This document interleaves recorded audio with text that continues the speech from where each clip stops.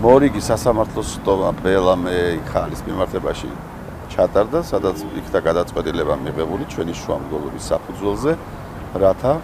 ვინაიდან მხარეებს შორის მიმდინარეობს კვლავ მოლაპარაკება ტექნიკურად საპროცესო შეთანხმების გაფორმებასთან დაკავშირებით, ამისთვის მოითხოვეთ გარკვეული ვადა, სასამართლომ დააკმაყოფილა ჩვენი მოთხოვნა და პროცესი გადაიდო მიმდინარე წლის 28 ოქტომბრის 11 საათისთვის.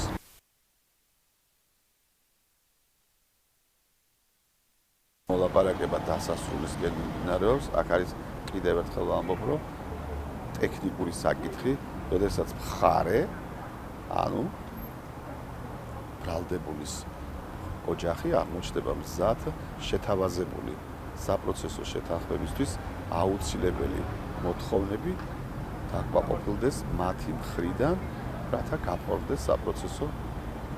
შეთანხმება, რომელიც მისაღები იქნება ჩემი დაცვისქვეშყოფი ბელა მეიხალისთვის.